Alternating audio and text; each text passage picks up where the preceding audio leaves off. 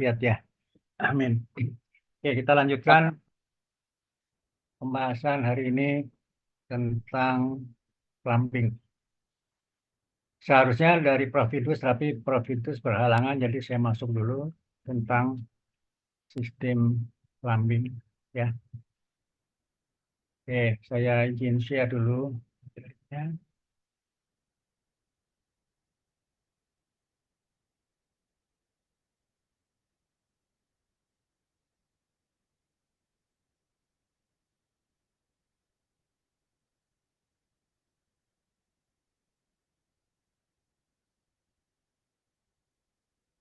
Oke, di sistem mechanical dan electrical gedung. Topik kali ini sistem plumbing. Pengantar dulu pada sesi ini. Ini saya susun bersama Bapak Sofyan Nurbambang. Beliau adalah eh, dosen senior di Teknik Mesin ITB ya. Alhamdulillah beliau masih ada sekarang, ada di Bandung. Dan beliau Pak Nurbambang, Pak Sofyan membuat buku plumbing ya. Ada bukunya yang diterbitkan oleh Pratnya Paramita ya tahun 80-an lah, 90-an waktu itu. Nah, ini materi ini saya susun bersama beliau untuk pada saat itu ada pelatihan khusus plumbing untuk eh, gedung-gedung yang di bawah naungan Pacific Place, SCBD. Kami buat bersama dan kami sampaikan ke kalian semua ya, informasi untuk pengetahuan sistem plumbing. Jadi kalau kita bicara plumbing, kita lihat dulu landasannya apa gitu ya, landasan paling atasnya apa, sehingga kita bisa membahas masalah plumbing dengan lebih rinci. Itu kita kalau kita lihat pertama itu yang berlaku undang-undang bangunan gedung. Ini undang-undang ya, jadi peraturan yang paling tinggi lah. Di sana dinyatakan yang menjadi prioritas dalam undang-undang bagian bangunan gedung adalah satu, menjamin keselamatan gedung untuk melindungi jiwa penghuni dan jalur evakuasi, keselamatan gedung dan proteksi penghuni. Ya. Kemudian yang kedua, mencegah ancaman terhadap kesehatan penghuni gedung. Ini yang terkait dengan plumbing ya, karena berkaitan dengan air dan kemudian nanti juga dengan udara. Udara dan air ini termasuk untuk kesehatan bangunan gedung. Kemudian yang ketiga, menyediakan kondisi nyaman bagi penghuni dalam menjalankan berbagai kegiatannya. Kondisi nyaman, jelas udara, bunyi, apa noise ya, kebisingan, kemudian pencahayaan dan seterusnya. Kemudian yang keempat, menyediakan kemudahan bagi penghuni untuk pergi ke berbagai lokasi dalam gedung demi kepentingan kegiatan. Jadi ini termasuk tangga darurat, kemudian eskalator, elevator, dan seterusnya. Juga berikutnya akan tambahkan gondola ya untuk kemudahan pembersihan bangunan gedung bagian luar. Jadi kalau termasuk prioritas di situ menjaga penghuni terhadap ancaman kesehatan. Ada produk yang dibuat dari pabrik kita ketahui ya, beberapa peralatan plumbing seperti keran, wastafel, urinoir, dan sebagainya. Jadi ada alat-alat yang diproduksi oleh memang pabrik pembuat alat-alat plumbing itu ya, plumbing fixtures yang perlu kita perhatikan. Ada yang berkaitan dengan pekerjaan sipil. Jadi selain dari alat plumbingnya sendiri, ada juga yang berkaitan dengan pekerjaan sipil, pemasangan maksudnya ya. Misalnya saja floor drain di pengering lantai, kemudian ada pengering atap di bagian atap gedung biasanya ada roof drain ya tempat eh, masuknya air hujan kemudian dibawa ke saluran di bagian bawah gedung. Ada yang termasuk paket pekerjaan tata udara, yaitu di exhaust fan di ruang toilet. Itu yang prioritas diutamakan dalam kaitannya dengan masalah kesehatan. Kemudian kalau kita lihat satu-satu, kita misalnya ambil contoh untuk alat plumbing atau plumbing fixtures. Biasanya sekarang sudah bentuknya sudah modern ya, berbagai ragam bentuknya, lebih canggih. Kemudian istilahnya lebih keren lah. Ini belum tentu juga lebih sehat gitu ya.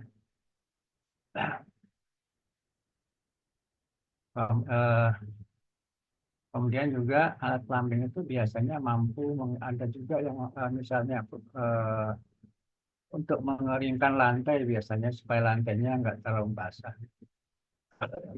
Itu juga harus mampu mengeringkan air bekas dengan baik, tidak mengotori bagian yang lain. Jadi kalau sudah airnya tertimpa ke lantai, tentunya bisa segera di apa, otomatis dia akan mengalir menuju floor drainnya. Itu biasanya untuk daerah-daerah untuk kamar mandi, kita shower dan sebagainya. Kemudian ada juga genangan air, baik air bersih maupun air bekas yang mengundang penyakit ya pasti. Kemudian apa namanya contoh lavatory ya, kita Belandanya wastafel lah, wastafel ya. Kalau kan sampai tadi ini.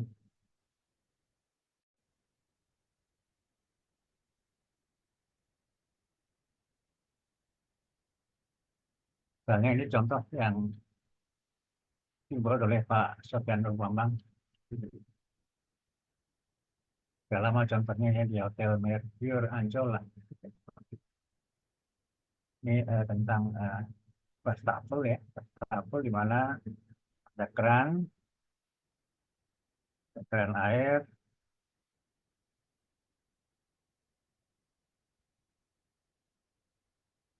ya kerannya ada lumayan lah, walaupun tidak otomatis ya, sekarang sudah otomatis ya dengan sensor pencahayaan gerak lah. Masih yang lama kira seperti ini. Kemudian di sini bentuknya bagus tapi kelihatan ada air meleleh di bagian bawah pipanya. Ya, sepanjang pipa yang tegak ini kan dia turun terus mengalir ke sini ke bawah dan turun ke permukaan meja. Biasanya ini langsung ke meja, tidak ke dalam alirannya. Dia ke meja tempat dia dudukan dari keran ini. Ya, keluarnya ke bukan ke keran tapi dia ke melalui permukaan luar keran ini kemudian meja ke meja. Meja jadi mejanya tergenang air, gitu ya. Tergenang air yang tadi ya mengenang pada permukaan meja kaca walaupun mejanya juga sudah bagus. Akhirnya air luber tumpah jatuh ke lantai, ya jatuh ke lantai. Kemudian mengenang lantai keramik bagian bawah meja kaca. Sepertinya seperti itu. Nah, itu kan juga kadang-kadang apalagi kalau itu misalnya kalau di hotel juga saya kira juga penilaian penghuninya juga akan berkurang terhadap kenyamanan dari hotel ataupun pembersihan hotel gitu ya. Itu contoh tadi ada di kamar hotel, kemudian genangan air di bawah meja kaca menjadi potensi sumber penyakit. Potensi ya, setidaknya memberi kesan kurang bersih atau kurang sehat atau unsanitary. Kemudian itu dari alat plumbingnya. Kemudian kalau dilihat dari pekerjaan sipil, kan biasanya itu saya ambil contoh di sini floor drain lah, berkaitan dengan paket pekerjaan sipil. Ini sebagai contoh di sini ada sketsa ya, sketsa detail pemasangan floor drain. Sketsanya dibuat oleh eh, perencana arsitek. Pertanyaan dari gambar ini nih. Nah, itu seperti itu. Kan sketsa dari arsitek yang untuk diberikan kepada drafternya arsitek ya. Kalau sekarang kan sudah pakai AutoCAD semua ya. Jadi pada saat itu belum di contoh ini belum. Ini masih konsep dari si perencana arsitek untuk diberikan ke si drafter, walaupun drafternya nanti membuatnya dengan AutoCAD gitu ya. Jadi di sini ada beberapa keganjilan ya, kejanggalan. Kalau di sini ulir luar tidak bermanfaat, artinya apa? Dia gambarkan gambar ulir di sini ini nggak ada gunanya gitu. Kenapa? Nggak ada lawannya di sini, ya, nggak ada murnya, atau nggak ada, ya, nggak ada murnya. Kemudian juga waterproofing. Biasanya lantai ya, ini kan beton. Kemudian di bawahnya itu ada semacam sheet atau lapisan ya untuk mencegah bocoran dan sebagainya. Juga jadi pertanyaan tadi apa namanya? Apa gunanya produk ini dibuat dengan kulit luar oleh pabriknya, ya. Ya, walaupun ini terkait dengan alat plumbing, tapi terkait dengan pekerjaan sipil. Jadi pada saat itu kita juga harus tahu lah. Paling tidak biasanya perencana mekanikal biasanya minta perencana mekanikal bagian plumbing ya, kan dibagi-bagi ya. Bagian plumbing biasanya dari perencana eh, plumbing akan menyajikan, melaporkan kira-kira detail pemasangan floor drain, wastafel, dan sebagainya. Itu biasanya digambarkan, ada gambarnya. Itu wajib si perencana, maaf, eh, tenaga ahli, profesi ahlinya, TPA-nya, tim profesi ahlinya, atau THBP-nya melihat gambar tersebut, memeriksa kan ya. Jadi saya udah benar apa belum gitu loh. Benar nggak dia pakai gambar semacam ada ulirnya apa enggak. Itu sangat itu sekali. Kemudian yang kedua juga dicek juga cara-cara penggambaran mereka dari arsitek biasanya kurang. Untuk bidang ke arah-arah mekanikal biasanya agak kurang ya. Seharusnya muka airnya kan kalau pipa U begini kan seharusnya dia rata di sini lah. Kira-kira nggak mungkin di atasnya. Kalau di atasnya udah pasti keluar airnya gitu ya. Kalau memang gambarnya sesuai skala biasanya itu tanpa skala dia di arsitek. Jadi ada hal-hal detail yang perlu kita periksa kembali. Perencana mekanikal ataupun tim profesi ahli akan memeriksa secara rinci gambar-gambar yang diberikan oleh perencana samping dari peserta. Ya, penjelasan yang diberikan dari terhadap gambar tersebut. Jadi yang pertama harus dicegah risiko bocor melalui celah antara logam dengan lantai. Ya. Jadi bahan floorboardnya biasanya dulu si floorboardnya masih materialnya masih logam. Sekarang sudah ada yang materialnya PVC. Kalau masih terjadi kebocoran, harus dapat disalurkan kembali ke dalam pipa drain, bukan merembes ke lantai. Bagian bawahnya itu tadi gunanya dari pelapis tadi ya, pelapis yang waterproofing. Kemudian bagaimana cara pemasangan yang baik dan benar, tapi tidak mahal, biasanya ditunjukkan dalam SNI Plumbing 2000 atau SNI Plumbing pada bangunan gedung tahun 2015 yang terakhir ya.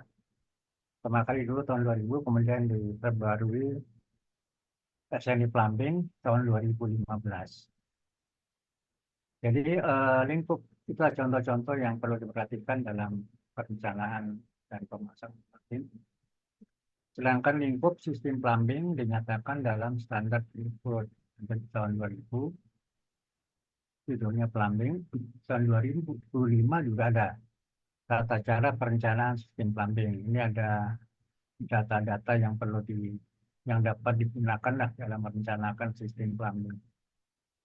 Kemudian 2015 sistem plumbing pada bangunan gedung. Ini sudah lebih terakhir, ya. SNI yang ada yang ini 2015. Kemudian ada juga Uniform Plumbing Code atau UPC 2012. Ini sudah ada yang tahun 2021. Nah, SNI yang 2015 ini itu mengacu sebagian besar kepada Uniform Plumbing Code tahun 2012.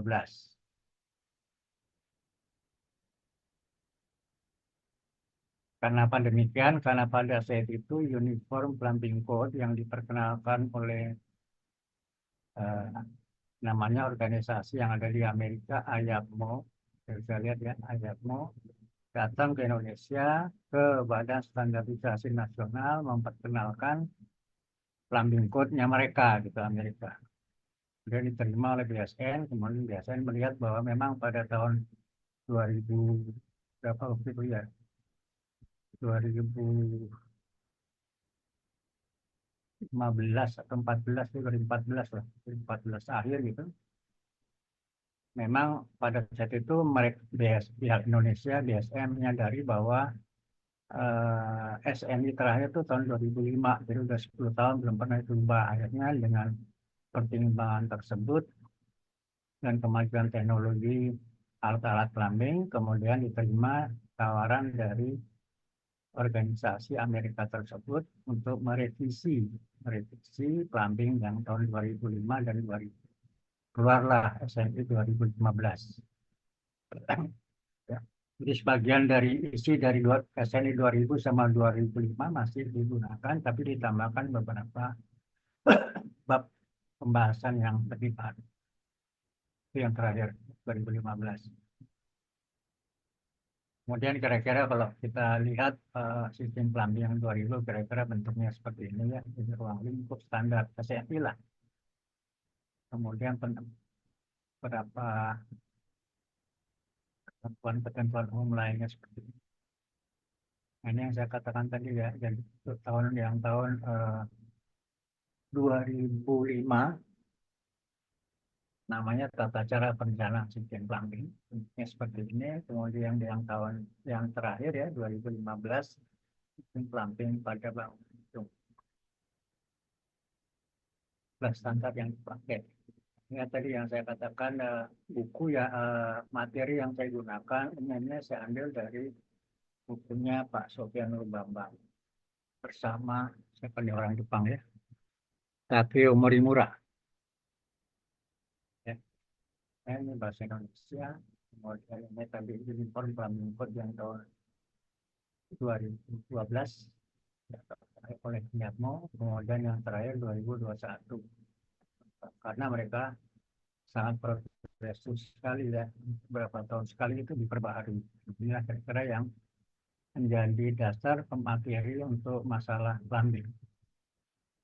Kemudian yang lebih rinci lagi ada di ASPE ya, American Society of Plumbing Engineers. Itu kalau tata udara asli lah ya, kalau plumbing ASPE. Plumbing Engineering Design Handbook ini terlalu detail lah. Jadi kalau lihat lebih landasan-landasan teori plumbing yang lebih rinci ya bisa dilihat di handbook ini. Ada 4 volume ya volume 1, 2, dan seterusnya. Nah, kalau kita lihat satu-satu yang tahun 2000 dulu ya, untuk kembali ke SNI tadi, itu biasanya definisi dari plumbing dari sana, dari SNI tahun 2000. Jadi dikatakan bahwa plumbing adalah segala sesuatu yang berhubungan dengan pelaksanaan pemasangan pipa dengan peralatannya di dalam gedung atau gedung yang berdekatan. Kemudian yang bersangkutan dengan air hujan, air buangan, dan air minum. Kemudian juga pemipaan yang dihubungkan dengan sistem kota atau sistem lain yang dibenarkan dalam perencanaan bangunan.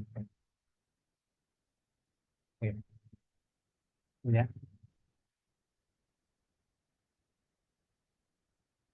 Kemudian ada juga definisi di sana dicantumkan juga sistem plumbing adalah penyediaan air minum penyaluran air buangan dan drainase, termasuk semua sambungan dan alat dan perlengkapannya yang terpasang di dalam persil dan gedung. Persil itu ya kayak apa ya, kayak townhouse gitulah, kayak kawasan perumahan yang menjadi satu sektor tersendiri lah. Tapi sektornya tidak terlalu besar. Ya. Persil ini istilah dalam bahasa Belanda ini.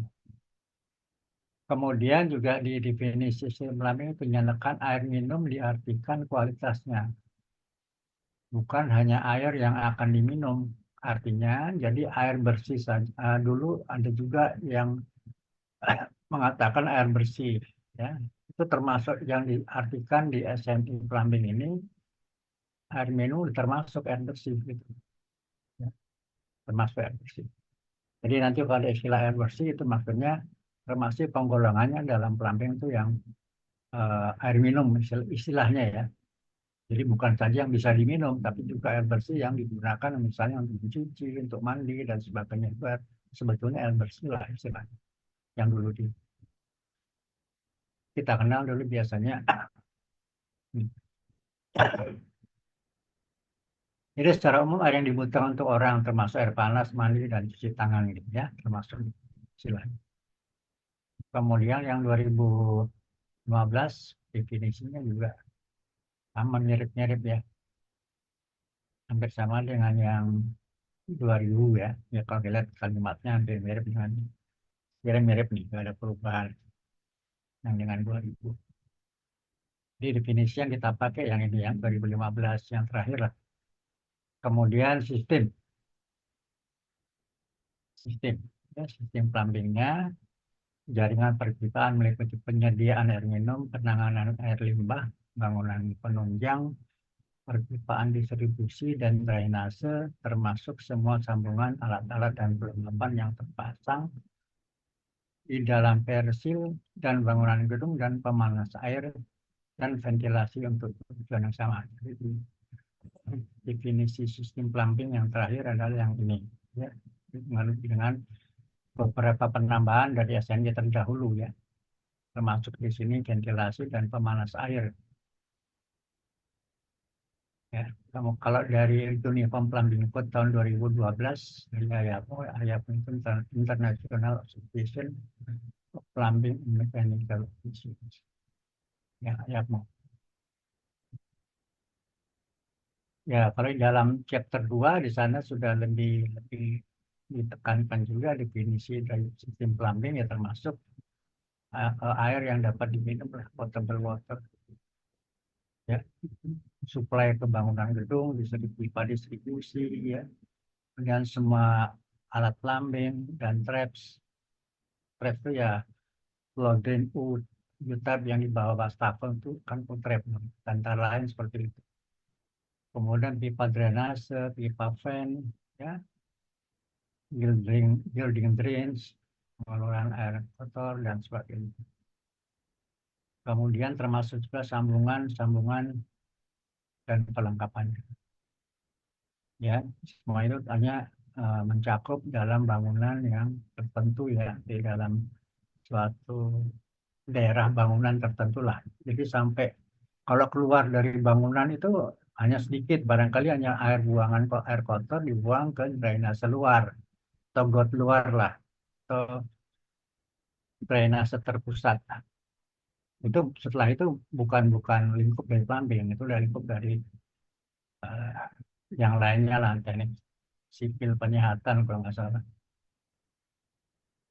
Nah, ini chapter 2-nya sama saja. Di sana termasuk air yang dapat diminum, potable water treatment water untuk air minum, kemudian berikut perlengkapannya. Nah, di sini termasuk kalau di IAPMO itu termasuk medical gas dan medical vacuum system ya, yang dipakai di rumah sakit.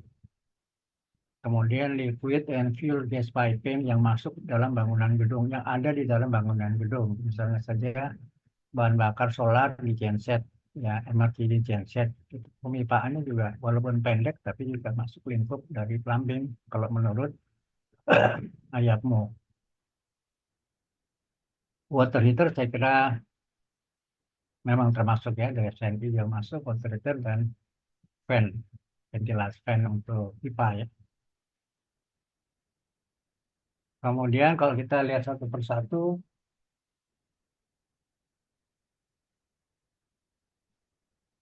yang pertama itu sumber air bersih untuk penyediaan air bersih ya. Yang pertama kan kita harus ketahui bahwa suatu bangunan gedung pasti dia membutuhkan sejumlah air untuk kebutuhan penghuni. Untuk minum, untuk mandi, cuci tangan, dan sebagainya.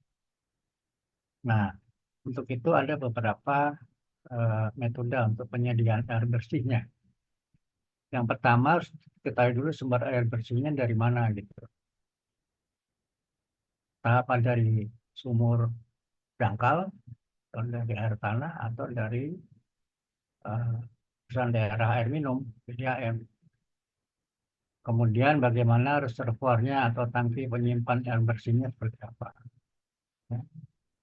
Kemudian masalah-masalah pompa, pompa transfer. Ya, maksudnya memompa air dari reservoir ke tangki tertentu lah. Kemudian yang umum yaitu jaringan pipa distribusi air bersih melalui masing-masing lantai misalnya. Dan juga alat plumbing, alat-alat plumbing tipe apa yang digunakan, termasuk dalam perencanaan penyediaan air bersih. Kemudian tadi dikatakan sumber airnya dari mana gitu ya. Kalau sumber air bersih, kualitas airnya itu harus mengikuti standar baku mutu Kementerian Kesehatan. Itu sudah ada peraturannya. Ya, kalau saya nggak cantumkan di sini, tapi bisa di browsing lah. Kemudian pencegahan pencemaran air. Ya, itu harus juga kita perhatikan. Misalnya sumber air itu dari mana? Sumur dalam, terus sambungan pipa, PDAM, dan sebagainya. Itu bisa saja tercemar ya. Sumur air dalam bisa, sumur dalam juga bisa eh, ada pencemaran kalau dari sekitarnya, misalnya dekat industri-industri ya. Mana kadang-kadang juga buangannya atau waste-nya itu, liquid waste-nya itu meresap ke tanah dan bisa mencemari tanah dan bisa masuk ke reservoir air yang ada di dalam tanah. Kemudian sambungan pipa-pipa juga demikian bisa masuk meresap ke sambungan pipa kalau memang pipanya eh, sambungannya kurang sempurna. Di dalam tangki atau reservoir pun juga demikian ya. Tangki bisa tangki terbuat dari material baja, material besi atau material PVC atau beton, tergantung. Jadi biasanya kita perlu melihat ya, istilahnya di sini mencari peluang risiko lah untuk pencemaran, jangan sampai tercemar karena begitu airnya tercemar, saya kira ya masalah kesehatan menjadi masalah utama dalam bangunan gedung. Kemudian pada tahap tadi sumber air ya, kemudian pada tahap konstruksi juga bisa dilihat ya, kalau sumber air dari PDAM perlu dicari risiko pencemaran sampai air masuk ke tangki atau reservoir. Biasanya tekanan dalam pipa PDAM itu biasanya cukup besar. Seharusnya menurut logika kan tidak ada kebocoran masuk ke dalam pipa ya kan. Di dalam pipa itu tekanannya lebih tinggi dari tekanan di luar pipa. Sehingga pastinya kalau ada apa-apa dia pasti keluar gitu airnya. Tidak ada yang masuk ke dalam pipa.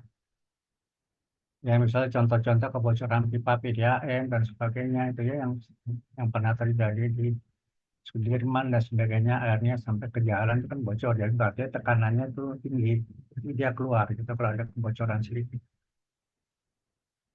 Kemudian dari tahapan konstruksi yang perlu diperhatikan nanti dilarang menyambung suction pompa, ya, sisi hisap pompa langsung ke pipa PDAM. Jadi biasanya pipa PDAM kan besar ya, besar, misalnya katakanlah di pinggir jalan di tanah, ke pipa besar, kemudian bangunan gedung dekat situ perlu air bersih dari PDAM disambung ke pipa PDAM, tentunya yang diameter pipanya lebih kecil ya, sehingga perlu tambahkan di pipa PDM semacam T lah, sambungan T masuk ke bangunan gedung. Nah, itu maksudnya itu kan akan disalurkan ke dalam bangunan gedung. Nah, itu tidak boleh disambung langsung ke pompa, ya. Tidak boleh. Ini harus diperhatikan, tidak boleh langsung dipasang ke sisi hisap pompa. Akibatnya bisa bisa berakibat tekanan masuk ke pompa itu bisa negatif. Kalau tekanan masuk ke pompa negatif, ada tekanan air yang masuk dari pipa PDAM yang besar ke yang kecil tadi yang masuk ke pompa itu bisa negatif di situ. Meskipun negatif ya sudah, itu ada risiko kalau bocor ya masuklah ke dalam pipa. Ya, itu dari sisi konsumsi untuk penyediaan air. Kemudian kalau kita lihat dari pencemaran yang mungkin terjadi di tangki air, beberapa contoh karat ya kalau tangkinya masih terbuat dari baja material besi ya. Tapi sekarang sudah jarang ya, sudah pakai plastik PVC semua. Kemudian lumut pada dinding tangki. Gimana cara mencegahnya? Pada dinding tapi bisa saja ya, lagi lumut karena biasanya ada pasti kena sinar matahari, kemudian kelembabannya di situ sekitar tangki juga akan tinggi, kemudian bisa merangsang pertumbuhan lumut di sana. Kemudian lubang fan itu masuk bagi serangga. Biasanya di dalam tangki ya, tangki ini yang misalnya ya tangki bisa di atas, bisa yang kalau underground biasanya ada sedikit, ada juga lubang fan-nya.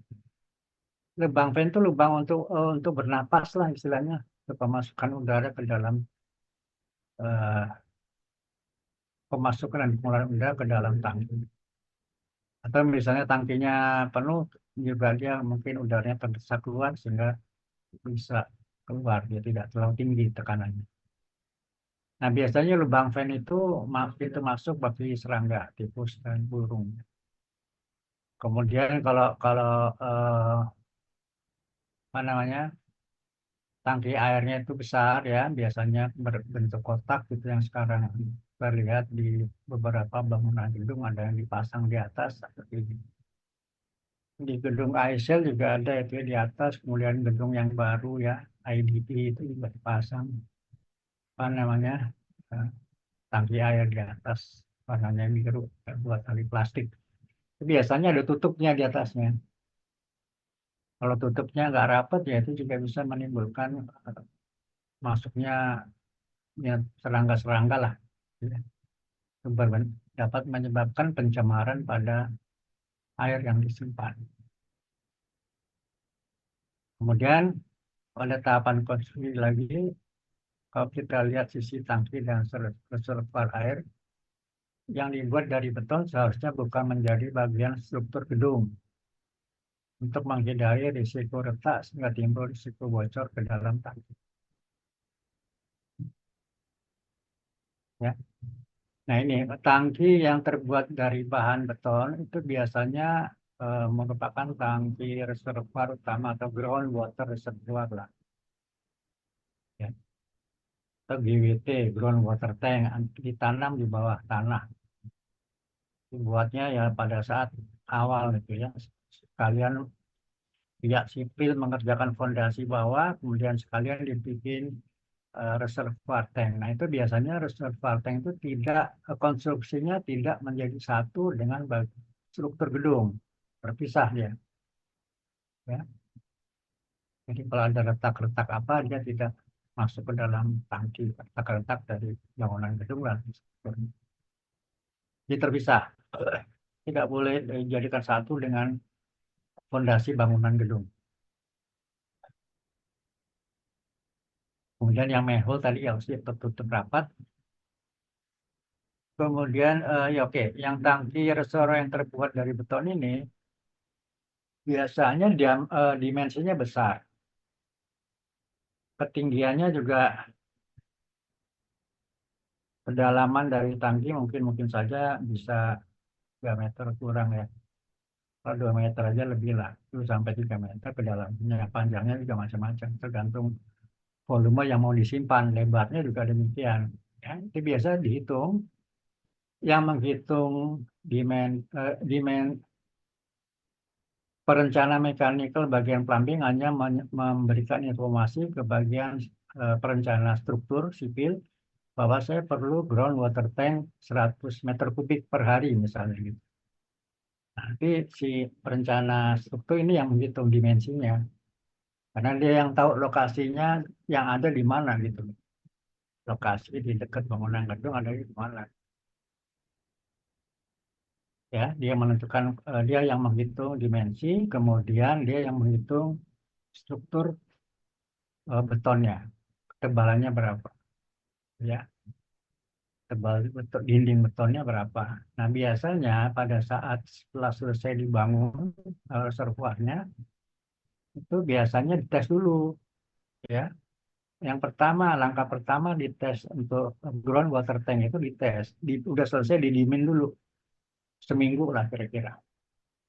Ada nggak rembesan dari dinding atau lantai lantai reservoir tadi ya? Kan ada dinding, 4 dinding, ada lantainya. Itu keluar air nggak gitu loh? Artinya rembes nggak dari tanah sekitarnya? Kalau nggak ada, oke bisa lanjut. Kalau belum ya tunggu sampai dia nggak rembes. Cara mengatasinya dari keringkan dulu semuanya, kemudian dinding dan lantai tadi dilapisi dengan waterproofing lah. Ada alatnya itu pakai cat apa gitu ya ditambahkan waterproofing gitu. Tes lagi prinsipnya sampai nggak ada rembesan dari luar dinding masuk ke dalam groundwater tank tadi. Itu agak lama itu, seminggu lebih lah, 2 minggu lebih. Nah, baru udah itu baru bisa ditutup atasnya dan seterusnya dipasang beberapa peralatan mekanikal lainnya di situ. Konstruksi dari groundwater tank yang di dalam tanah ya. Kemudian lubang pipa vent pada tangki yang biasanya untuk lubang pernapasan tadi istilahnya ya. Seharusnya dibuat dengan ukuran yang cukup mengalirkan udara masuk keluar tangki berdasarkan aliran air yang masuk ke tangki atau yang keluar dari tangki. Pilih mana yang terbesar di antara keduanya tadi. Kan dari tangki itu kan eh, ada yang air bersih masuk, ada air bersih keluar dipakai gitu. Nah, itu yang besar yang mana gitu. Jadi untuk menentukan pipa vent tadi besarnya seberapa diambil dari nilai terbesar dari air masuk atau air keluar, debitnya ya, debit air masuk atau debit air keluar dari tangki. Biasanya bukaan lubang vent ditutup dengan kawat kasa atau saringan. Saya kira 3x3 inilah dimensi kawatnya tadi. Kemudian cara penyediaannya seperti apa? Ya, yang ya, biasanya ada dua macamnya. Upfit ya diberi tekanan oleh pompa, aliran dari bawah ke atas. Kemudian downfit diberi tekanan dari tangki atas, aliran dari atas ke bawah gravitasi. Kira-kira seperti inilah. Ini untuk rumah ya. Contoh yang mudah dulu yang untuk rumah. Saya kira seperti ini. Ya. Ada dari rumah dari walaupun dari ini dianggap sumbernya dari PDAM. Ya. Jadi dari PDAM itu masuk dulu ke tangki. Ya. Tangki di bawah ini. Entah bisa di atas tanah, bisa di bawah tergantung. Jadi prinsip dari PDAM masuk ke tangki bawah baru kemudian sambung ke pompa. Jadi nggak boleh dari PDAM langsung ke pompa sini nggak boleh. Ya. Dengan alasan yang tadi. Jadi dari tangki bawah bisa ke pompa masuk ke gedung. Karena perumahan barangkali hanya 2 lantai, contohnya dia masuk langsung ke keran A, keran B di masing-masing lantai ya. Jadi pompa biasanya otomatis bekerjanya. Kalau ada keran yang dibuka, misalnya keran B ada yang terbuka di sini, air keluar dari keran tidak konstan. Tergantung kepada debit pompa dan tekanan pompa yang keluar dari pompa ini, pompa pendorong ini. Jadi biasanya air keluarnya tidak konstan. Demikian pula kalau misal keran air yang dibuka keran A kemudian keran B juga dibuka, itu juga akan ini debitnya juga nggak konstan juga. Jelas banyak yang keluar yang di keran A karena tekanannya, hambatan friksinya lebih rendah dibanding hambatan friksi atau friksi yang ada menuju keran B. Ya, itu tipikal ya untuk rumah yang seperti ini. Ya, pompa otomatis sederhana dengan tangki tekan atau pressure tank dan kontrol on-off mengalirkan air dari rentang tekanan agak lebar yang masih dapat diterima. Kemudian pilihan lain pompa otomatis tekanan konstan dengan kontrol putaran pompa atau inverter mengalirkan air pada tekanan hampir-hampir konstan. Kalau instalasi rumah lagi kita lihat, tapi dia sistemnya downfeed. Ya. Jadi pompanya itu hanya berfungsi untuk mengisi tangki atas. Kalau tadi kan langsung ya, ini kita pompa seperti biasa yang ada di sekarang banyak digunakan.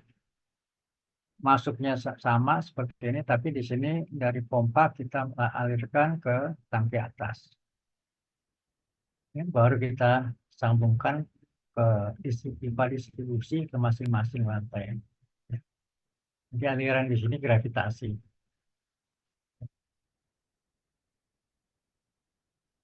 Untuk downfeed penjelasannya pompa pengisi tangki atas tidak harus dari jenis tangki tekan. Cukup pompa yang dilengkapi dengan kontrol on off berdasarkan level muka air tangki atas. Jadi kalau levelnya sudah terpenuhi di atas, tangki atas itu ada eh, level kontrol ya, memberikan informasi kepada power untuk menggerakkan pompa, dia off gitu ya. Nanti kalau dia pada range tertentu yang sudah diatur, permukaannya turun, dia akan on lagi. Kira-kira seperti itulah yang ada kebanyakan sekarang dipasang perumahan. Perlu diperhatikan menjamin tekanan minimum alat plumbing lantai 2. Lantai atas ya, karena contohnya 2 lantai. Pada waktu level air minimum di dalam tangki atas. Perhatikan. Fluktuasi tekanan air pada alat plumbing gantung perubahan level muka air.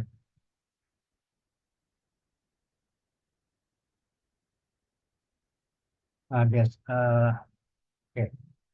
Kalau untuk gedung bertingkat tinggi, mirip instalasi perumahan dapat dipilih sistem distribusi ke atas atau ke bawah. Pada gedung bertingkat tinggi umumnya tidak dilakukan dengan pompa langsung, melainkan dengan tangki di atas gedung ya. Saya katakan tadi. Untuk gedung bertingkat tinggi, kira skematiknya seperti ini untuk downfeed seperti yang tadi ya. Yang di bawah naikkan ke menara atas, tangki atas, kemudian gravitasi. Tapi kalau yang ini yang istilahnya hampir mirip ya, skematis tapi ada berbeda. Untuk upfit, dia ke atas dimasukin ke tangki atas, dia gravitasi dulu di sini turun, kemudian baru dinaikkan ke atas. Upfitnya yang ini, upfit. Ya. Buat apa dibikin begini ya? Biasanya kalau kita hitung dengan kaidah-kaidah mekanika fluida, biasanya yang ininya friksinya lebih rendah. Friction loss-nya lebih rendah. Kalau sistem ini namanya dikenal juga namanya sistem reverse return. Ya, reverse return. Ini biasa kita gunakan yang semacam inilah. Kalau ini kan juga lebih mahal ya. Ada kelebihan pemipaan sepanjang upfit ini. Kalau yang ini kan sudah sini turun ya sudah sampai sini sama. Baru masukkan ke sini. Tidak ada ya, biaya memang lebih mahal. Kemudian konsep layanan air panas. Ya, tadi untuk air biasa, air minum, air bersih. Untuk air panas harus siap keluar dari keran pada temperatur yang direncanakan. Dengan catatan temperatur dijaga konstan, boleh ada fluktuasi dalam rentang masih dapat ditolerir. Kemudian harus dijamin untuk kesehatan, untuk keselamatan batas-batas tertentu untuk mencegah luka kulit permukaan kulit. Air panas ya. Dan implementasinya atau aplikasinya pasti di hotel atau di rumah sakit atau di apartemen mewah, rumah-rumah juga ada sih. Ini konsepnya kan beda ya, kan satu yang pakai terpusat, satu yang pakai individual.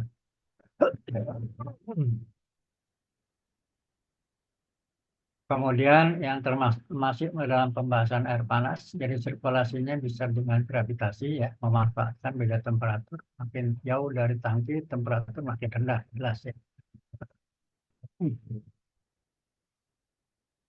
Kemudian temperatur lebih rendah, density lebih berat.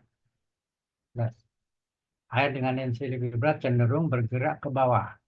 Air dengan density lebih ringan cenderung bergerak ke atas. Jadi dalam konstruksi perlu diperhatikan slope pipa atau kemiringan pipa tadi ya. Kemiringan perlu diperhatikan supaya tekanannya bisa terpenuhi lah, mengalirkan air hangat tadi ke panas.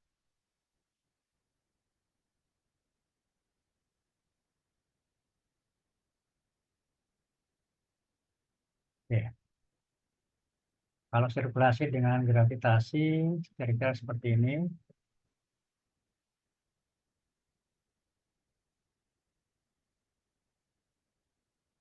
Bentar ya. Ya. Halo, yang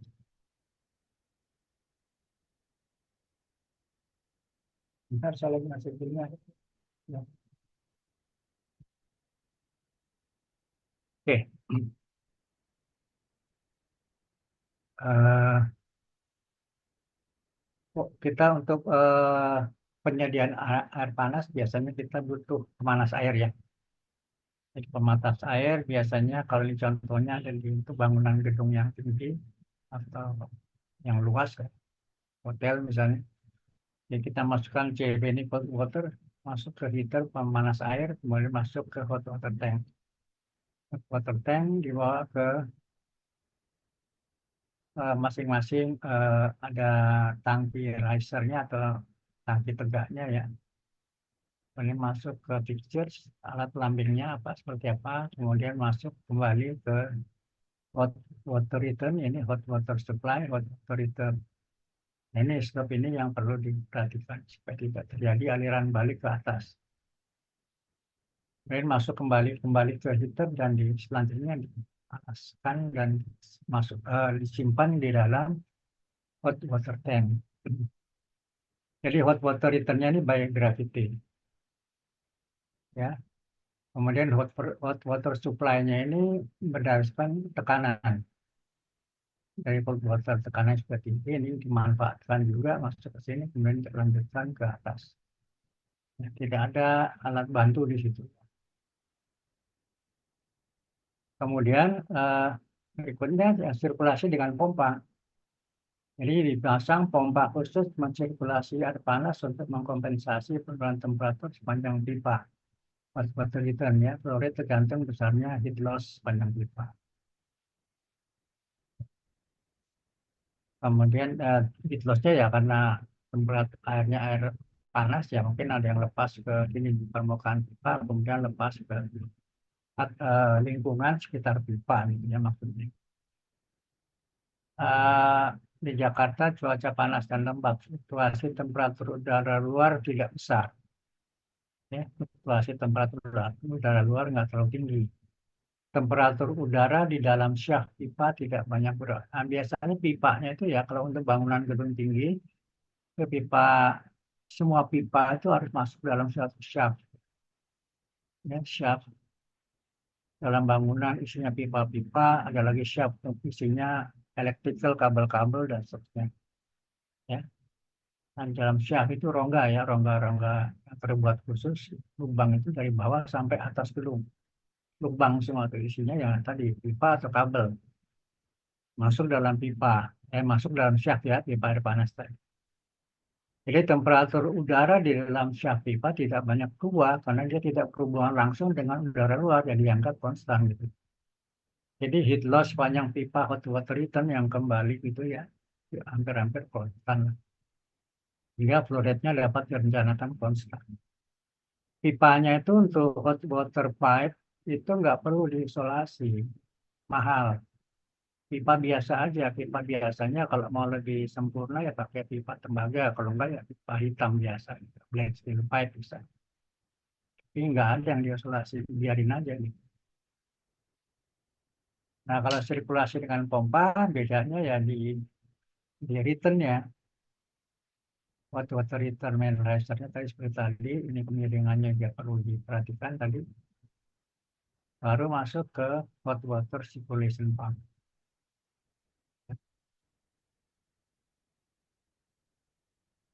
Hot water circulation pump masuk ke liter, kembali hot water tank langsung. Jadi tekanannya diambil dari tekanan discharge pompa yang ini. Suction-nya dari hot water liter, kemudian discharge-nya ke liter dan hot water tank. Jadi bisa mengalir. Oke, kemudian jaringan pipa. Tadi udah ya, pipa ini masuk jaringan pipa. Ya biasanya bahan pipa dan fitting sudah pasti jenis bahan yang tidak mencemari pipa. Kemudian konstruksi jaringannya juga kalau ada bagian pipa yang bertekanan negatif relatif lebih rendah dari tekanan udara sekitarnya, maka ada risiko tadi ya bocor ke dalam. Kemudian dilihat dari konstruksinya atau jaringan pipanya terjadi karat, bisa saja kalau pipanya buat pipa materialnya material baja atau komponen terbuat dari baja, bisa saja terjadi karat. Namun sekarang umumnya sudah jarang ya pakai pipa baja.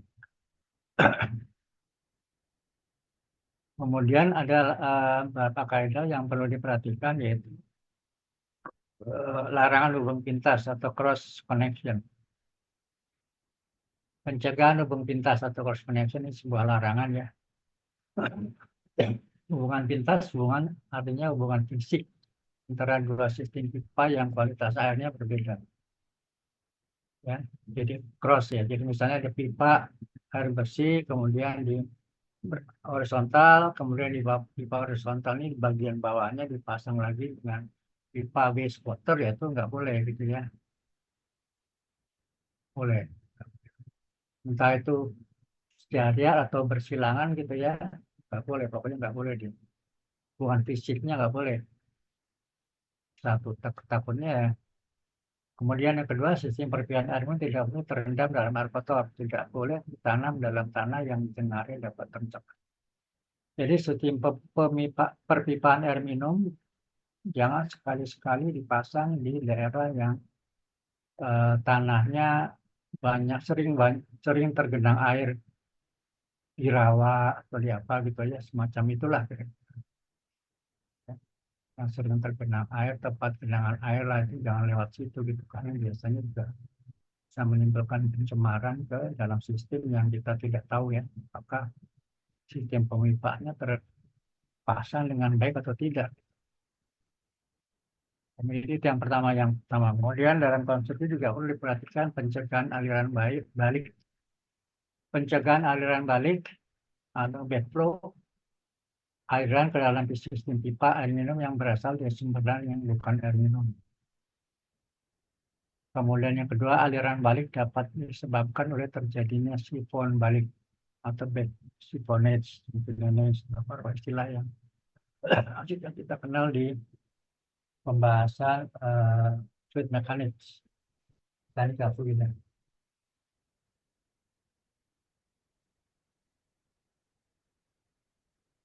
Oke.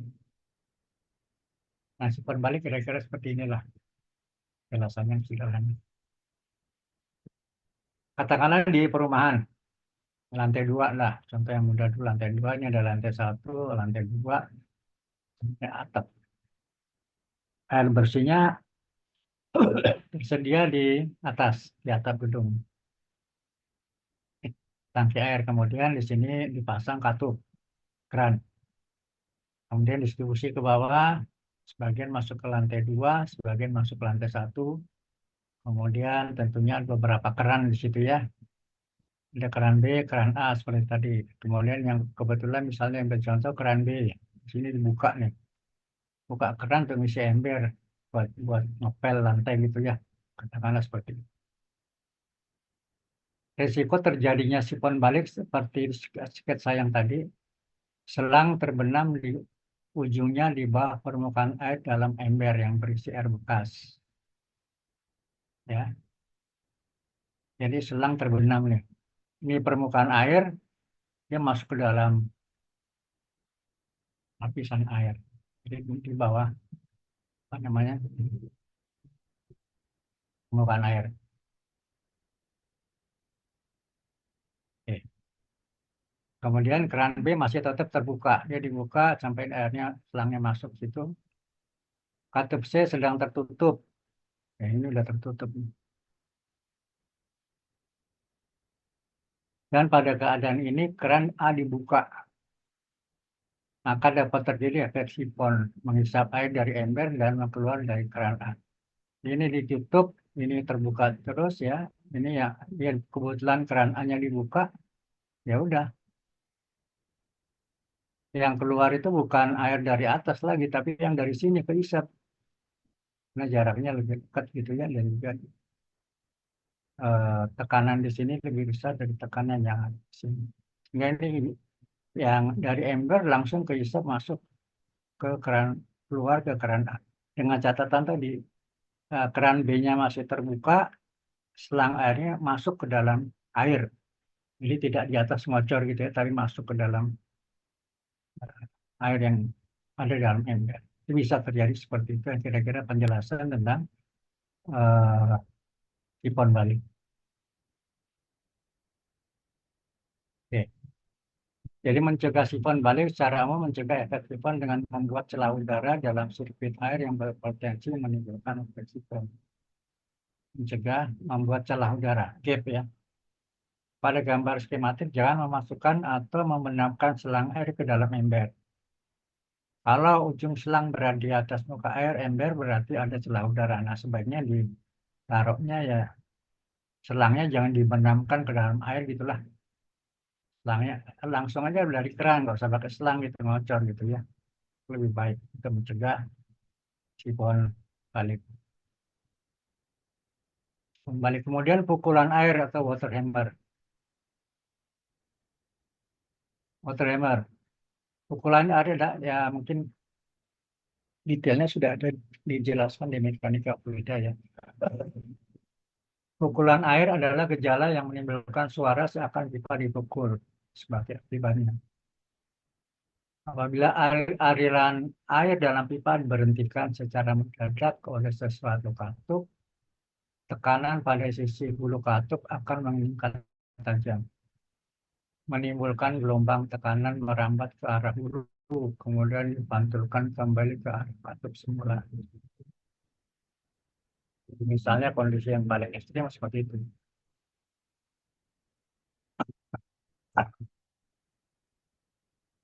Di dalam sistem pemipaan ada aliran air yang sedang berfungsi ya, sedang mengalir, kemudian ada beberapa katup ya, pastinya biasanya.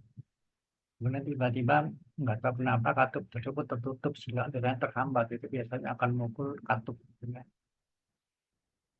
Tekannya tinggi, balik lagi gelombangnya ke arah awal, gitu seterusnya gitu ya.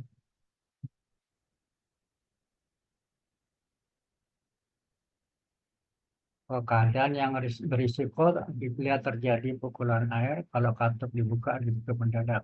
Ya. Kemudian kalau tekanan air, kecepatan air, temperatur air terlalu tinggi menimbulkan juga tekanan tinggi. Kalau banyak belokan dibanding jalur lurus, ya, itu bisa menyebabkan juga seperti itu. Kalau banyak jalur ke atas dan ke bawah dalam sistem pipa, bisa bisa umumnya terjadi pada daerah biasa di shaft ya. Shaft pipa itu ya kan vertikal ya, ke atas dan ke bawah itu pipa. Arah aliran airnya. Kalau ya ada yang menghambat katup menghambat aliran air tadi entah ke atas entah ke bawah ya resikonya tadi ya istilahnya water hammer. Nah biasanya ini juga pada si perencana mekanikal bagian plumbing juga harus melihat yaitu peredam pukulan air kita pasang di mana atau caranya seperti apa supaya tidak terjadi gitu ya. Paling sederhana kolom udara dalam pipa vertikal dengan ujung tertutup rapat sebagai cabang pipa yang akan diamankan. Jadi biasanya pada bagian atasnya itu pipa itu biasanya ditutup rapat, didop itu ya ditutup.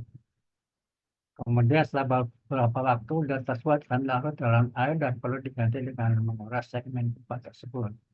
Cara paling sederhana. Yang terbaik tangki peredam water hammer yang dibuat khusus dilengkapi bola karet yang diisi udara atau gas nitrogen bertekanan. Ya ada peredamnya sebetulnya ya. Saya kira saya contohkan dari Google. Coba gambarkan di sini tangki air, ya. Di sini pompa. Ini ada keran, ya, sisi sap masuk ke pompa, maaf, katup, kemudian masuk ke strainer, flange, reducer, baru masuk ke pompa. Ya. Pompa, booster lagi, flange, katup, ball valve, flexible jam, ball valve, dan pipa gate valve, baru masuk ke dialirkan ke tempat yang membutuhkan. Nah, biasanya juga ada dipasang di sini water hammer arrestor namanya, pencegah water hammer. Ya, kalau tidak dipasang ini misalnya terjadi hambatan-hambatan lain di bagian pipa ini, misalnya valve ini aja, atau valve ini lah, valve discharge valve ini. Kalau ini tertutup otomatis ya sudah, airnya tadi harusnya ke atas, ya balik lagi karena tadi nggak sampai ke atas, air yang ada di kolom air ini, kolom pipa ini ya kembali ke bawah. Sebagian menunjuk sini, sebagian ke bawah. Kalau dia ke bawah ya akan menekan si katup ini, atau gate valve ini bisa tergantung ketinggian ini ya, ketinggian pipanya ini. Kalau lebih dari 20 meter ya lumayan lah. Ini bisa rusak, ya, valve-nya bisa rusak. Kemudian dudukan pompa juga bisa rusak juga ya kan. Pompanya duduk di fondasi ya, fondasinya kan di baut-baut itu. Itu bisa jebol juga sih. Prinsipnya seperti itu. Ya. Jadi ada juga yang water hammer arrestornya dipasangnya langsung di dekat pompa. Bisa juga. Ya. Itu kadang-kadang kita lihat itu di instalasi di bangunan-bangunan gedung tinggi ya. Sengaja dipasang water hammer arrestornya setelah pompa.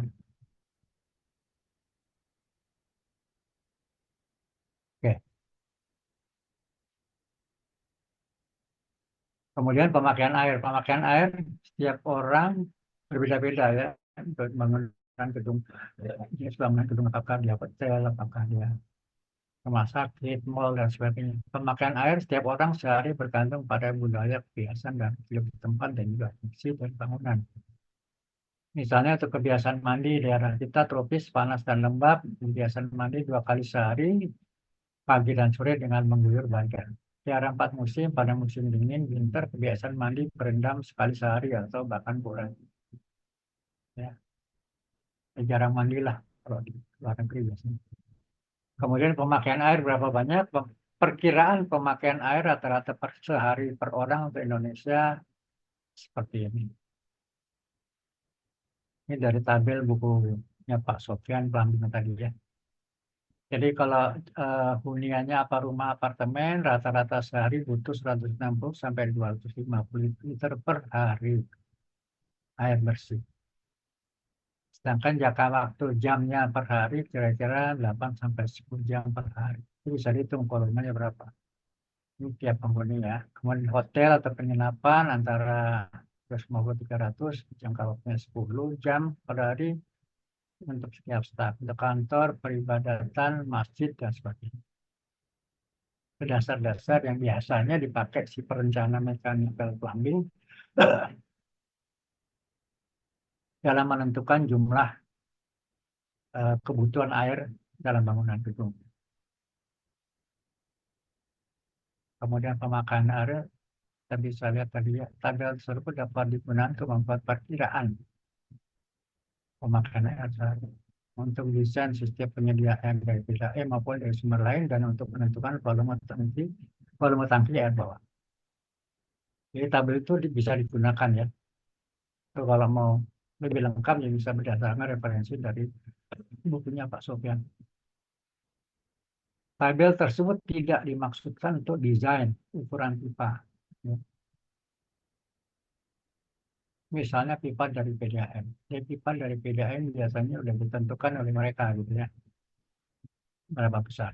Kita akan gunakan untuk menentukan banyaknya air yang akan digunakan, ada yang diperlukan dalam bangunan itu. Kebutuhan air sehari misalnya gedung kantor dengan karyawan 1000 orang, kebutuhan air 100 kali 1100 dari tabel tadi ya. 100 kali 1000, 100 meter kubik per sehari. Volume tangki cadangan air dihitung berdasarkan kebutuhan rata-rata sehari. Misalnya dari cadangan untuk 2 hari, ya 2 hari. Dengan jangka waktu 8 jam per hari, jadi rata-rata per jam adalah 12,5 meter kubik per jam. Itu kalau kita mau cadangannya 2 hari ya, cadangan untuk 2 hari. Ya, sedangkan dalam pemakaiannya tadi dianggap 8 jam per hari, rata-rata per jam jadi 12,5 ya, seperti 8.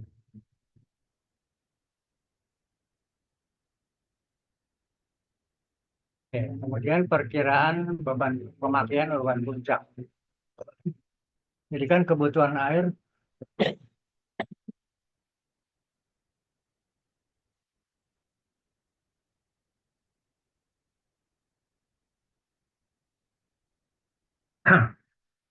kebutuhan air biasanya ya kan nggak semua setiap jam setiap menit dipakai gitu ya. Ada waktu-waktu tertentu lah.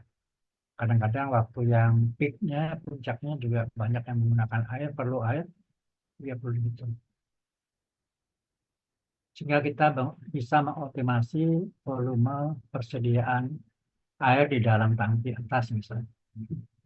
Pada gedung kantor umumnya pemakaian air akan meningkat pada pagi hari. Alasannya karyawan baru pada masuk kantor ya. Kemudian tengah hari pada akan istirahat dan petang hari sebelum pulang. Itu kira-kira 3 waktu itulah kalau di kantor ya.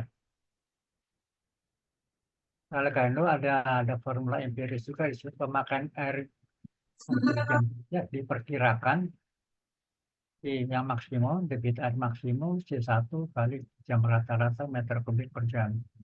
Untuk kantor C1 sama dengan 2. Ya, nanti bisa lihat di contoh. Ini data ini ada di bukunya Pak Sofyan. Data. Kemudian itu kebutuhan air. Kemudian pemakaian air alat pelamping. Jadi setiap alat pelamping tadi keran dan sebagainya di wastafel gitu ya. Setiap alat pelamping membutuhkan jumlah air atau laju aliran atau debit air tertentu agar berfungsi dengan baik. Kloset dengan tangki kelontor membutuhkan sejumlah air yang ditampung dalam tangki ya. Jadi kloset yang modelnya masih pakai tangki gitu kelihatan itu berarti dia ada di dalamnya ada pelampung ya, pelampung untuk eh, buka tutup valve masuknya air. Ada juga kloset dengan katup gelontor membutuhkan laju air tertentu yang dilarikan dalam waktu tertentu ya. Katup gelontor ya nggak pakai tangki lagi, itu biasanya di hotel, di mall dan sebagainya gitu ya, udah langsung tekan tombol dia keluar air pembilasnya. Jadi langsung nggak pakai pelampung dan sebagainya.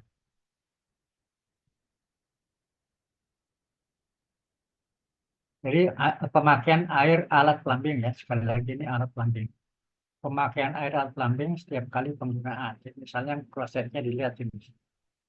Dia pakai katup gelontor apa tangki gelontor. Kalau katup gelontor, harganya sekian, volumenya sekian, pengisiannya sekian detik. Tangki gelontor, tangki gelontor itu yang pakai tangki ya. Kemudian urinal atau urinoir, katup gelontor sekian, biasanya urinal pakai tangki gelontor dia. Tidak ada urinoir yang pakai atasnya pakai tangki, sudah nggak ada. Kemudian untuk tangki gelontor, kalaupun ada, ya seperti ini. Kemudian pancuran atau shower, kebutuhan airnya seperti ini ya, kita permatinya tertentu untuk alat lambung. Nah, ini dari sekedar mengingatkan saja dari sistem fluida atau mekanika fluida, tekanan statik dan kolom air. Sini kita lihat ada pipa biasa, pipa bertekanan dan pipa kapiler gitu ya. Jadi pipa biasa tentunya tekanan yang di permukaan di sini sangat tergantung kepada ketinggian muka airnya berapa, gitu ya. Kemudian pipa bertekanan juga sama gitu, yang ini yang bertekanan yang tertutup, ya tertutup reservoirnya tertutup, berarti tekanan di sini ada tekanan yang beda tentunya dengan tekanan yang atmosfer di sini. Ya, sangat tergantung kepada ketinggian muka air di sini dan juga beda tekanan kalau pakai ini. Jadi di sini biasanya P1 ini lebih besar dari B kecil. Kemudian di papiler ya tekanannya seperti inilah kira-kira ya. Jadi tekanannya juga diameternya lebih kecil gitu ya. Ini yang menjelaskan kira-kira apa namanya tekanan statik. Ya, tekanan statik, sekali tekanan statik dan kolom air. Nah, ini tekanan head saya kira sama ya, bisa refreshing saja satuannya, density headnya ya, headnya kenapa bisa jadi satuan eh, tinggi ya, dari tekanan dari satuan kali dengan density. Jadi tekanan 1 kg per cm² biasanya dinyatakan ekuivalen dengan head 10 meter kolom air. Nah, ini biasanya sebagai patokan kita lah. Kalau ada kolom air setinggi 10 meter, ya tekanannya berarti tekanannya 1 kg per cm² atau tekanan atau 1 bar lah. Bisa setara begitu. Tekanan statik akibat beda elevasi dapat dihitung langsung sebagai selisih elevasi. Sebagai contoh berikut. Contoh untuk gedung bertingkat, tinggian tertentu ya. Ada tangki air atas, ya. Kemudian didistribusikan air bersihnya secara vertikal gravitasi ke bawah. Ketinggiannya dari bawah ya di level 0, alat pelamping terendah bisa dilihat. Elevasinya kalau tangkinya penuh, ya permukaan air dalam tangki itu tingginya 74 meter misalnya. Kalau sudah turun, airnya dipakai turun itu ya sampai muka air terendahnya 71 misalnya gitu ya, itu beda-beda itu nanti. Sedangkan ketinggian di lantai 18 itu tingginya lantai 18 tingginya 64 meter, di lantai 10 36 meter, lantai 1 4,5 meter. Dari nol ya, dari nol. Ketinggian lantainya seperti itu. Ya. Kemudian head pada alat plumbing. Jadi seperti ini datanya sebelah kiri sama ya. Kemudian yang kolom kedua ini data-data minimum ya, minimum. Pada lantai 18 yang tinggi lantai 18 itu 64 meter dari nol ya. Berarti ada selisih kalau kita elevasinya di sini maksimum 74 kurang 64 tersedia 10 ya. Maksimum nih airnya penuh di atas tangki, tekanan tersedia head statiknya itu 10 karena 74 kurang 64. Tapi kalau pada kondisi dia minimum, artinya 71 dikurang 64, head statik minimumnya 7. Ya, demikian pula pada lantai 10, lantai 10 tingginya 36 meter, untuk maksimumnya 74 kurang 36, 8. Head statik maksimum ya, kemudian head statik minimumnya seperti ini. Dan setelah sampai di bawah. Ya, artinya apa dari sini? Dari pipa yang pipa distribusi yang melayani lantai 18. Ini kan pipa risernya, pipa tegaknya, pipa utamanya, kemudian cabang ke lantai 18. Mulai dari titik ini sampai titik terakhir di mana alat pelamping berada, itu friksinya yang dihitung. friction loss di dalam pipa. Ini pipanya diameter berapa? Tergantung. Misalnya berapa, mau 1 inci, 1,5 inci, panjangnya berapa meter sampai paling ujung. Sampai paling ujung nanti ada contohnya sih. Paling ujungnya berapa meter panjangnya, kemudian ada berapa alat plumbing. Alat plumbing kan juga punya friksi masing-masing. Itu jumlah friksi semua dihitung dalam satuan kolom air. Nah itu friksinya itu nggak boleh lebih besar dari 10 meter. Gitu ya. 1 bar. Nggak boleh lebih dari 1 bar, 1 atmosfer. Nggak boleh lebih dari itu. Kalau lebih ya nggak keluar airnya di sini. Karena nggak cukup untuk mengatasi friksi aja yang besarnya katakanlah 15 meter misalnya. Nggak cukup ya. Nggak keluar airnya. Ya. Tidak, nanti ada contohnya. Kemudian tekanan yang dibutuhkan alat plumbing secara umum dinyatakan tekanan standar pada plumbing 1 bar 10 meter kolom air. Sekarang ya sudah mulai menurun ya 0,8 barangkali sudah ada tuh alat plumbing yang tekanannya tekanan standarnya lebih kecil dari 1 bar. Beberapa jenis alat plumbing menuntut tekanan minimum tertentu agar dapat berfungsi dengan baik. Misalnya flush valve ya. Untuk kloset minimum 0,7 kg per cm kalau ada atau 7 meter kolom air atau 0,7 bar lah. Valve pelontor atau pelontor lah. Tekanan maksimum pada umumnya dijaga tidak lebih dari 4 bar, 4 kilo atau 40 meter kolom air. Kemudian unit beban air plumbing itu sendiri sifat aliran air dalam pipa tidak serta. Oleh karena itu setiap alat plumbing diberi sesuatu nilai unit beban alat plumbing. Itu namanya fixture unit. Ya karena akibat aliran tadi yang tidak serentak ya di masing-masing alat plumbing itu nggak keluar juga. Debitnya nggak sama gitu. Macam-macam tergantung kuncinya juga ya. Jadi laju aliran air atau air bersih dan air buangan sesuatu bagian pipa masih tergantung pada jumlah unit tersebut dalam bagian pipa tersebut. Ya, ada pipa untuk penyalur untuk air bersih, untuk menuju wastafel ataupun urinoir itu kan juga tentu. Kemudian ya air keluar dari drain, dari air buangan, dari wastafel, dari urinoir itu juga air kotor kan ya, itu juga mempunyai debit tertentu gitu loh. Itu yang dihitung. Kemudian contoh unit beban alat plumbing, dan misalnya seperti ini. Unit beban, jadi satuannya nggak pakai satuan, unit saja ya. Misalnya kloset untuk atap pelontor, untuk kebutuhan pribadi perumahan, nah untuk umum, public utility, hotel, dan mall dan sebagainya ya 10 ya.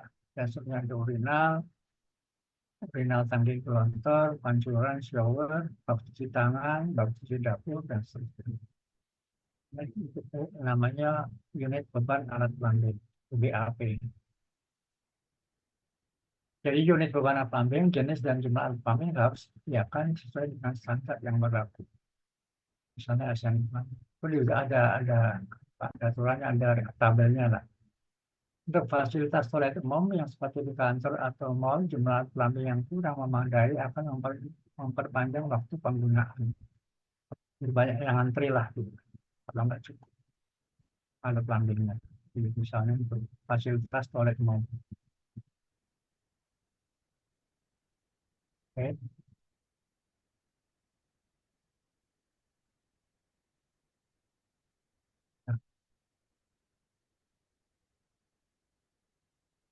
Jadi unit beban alat plumbing itu di jumlah berapa?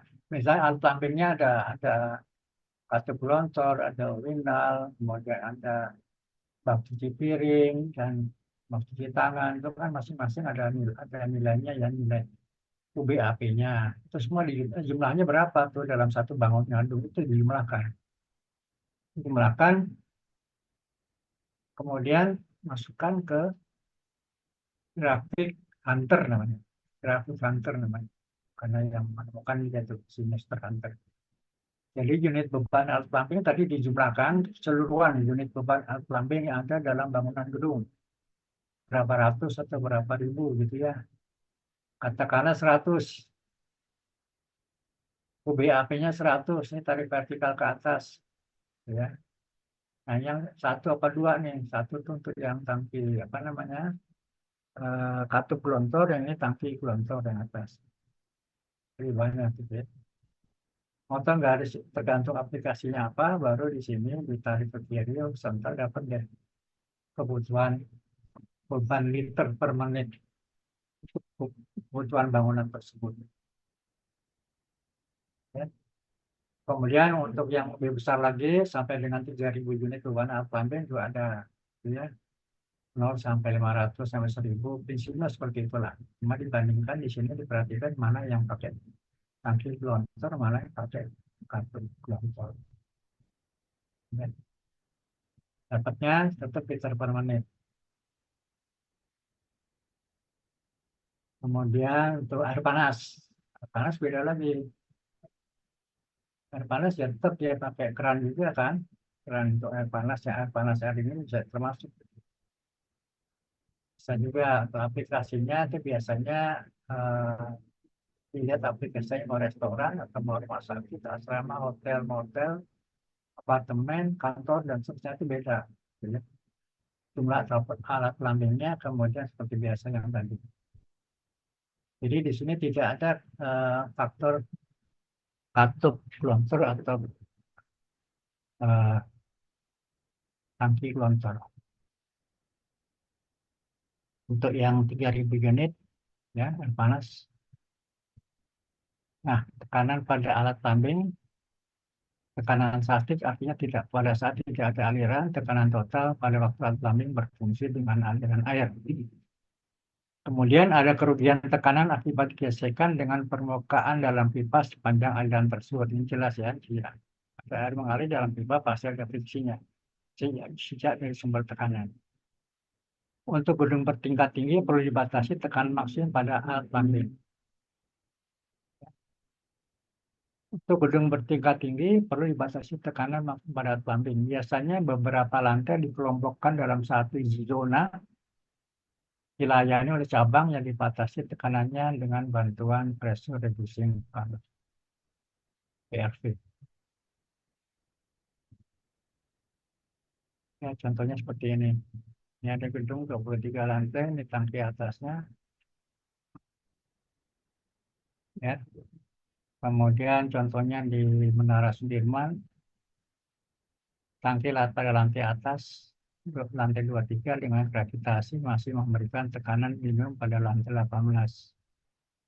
Gravitasi ya, kalau dia gravitasi dia bisa sampai apa namanya, sampai lantai 18. Artinya kalau di sini lantai 18 dia udah nggak keluar airnya. Apalagi lantai berapa, 19, 20, 21 nggak keluar gitu ya. Namun tidak melampaui batas, namun agar tidak melampaui batas maksimum untuk lantai 14 harus dipasang PRV, pressure reducing valve. Ya.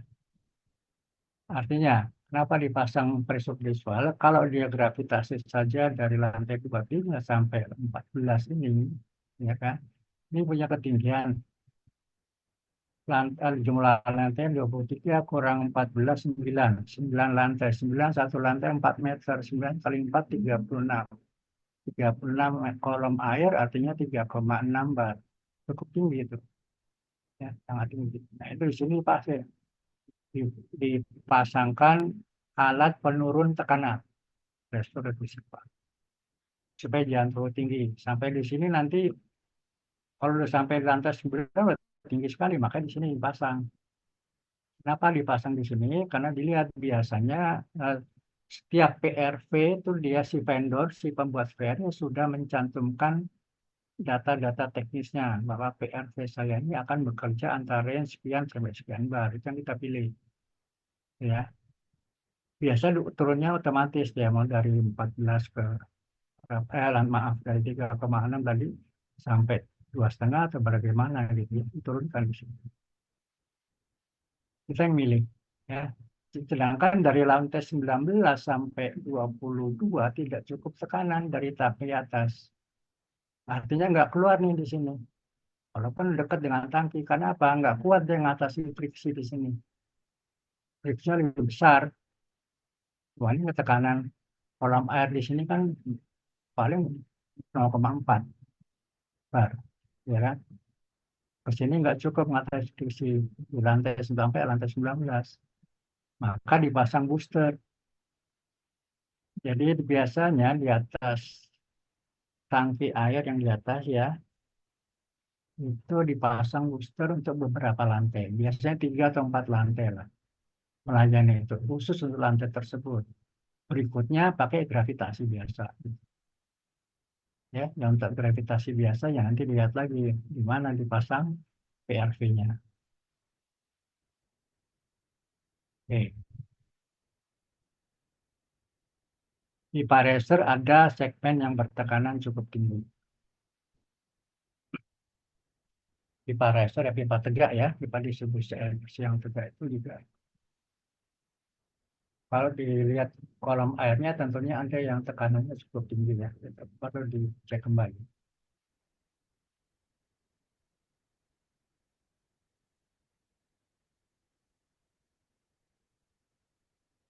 Oke,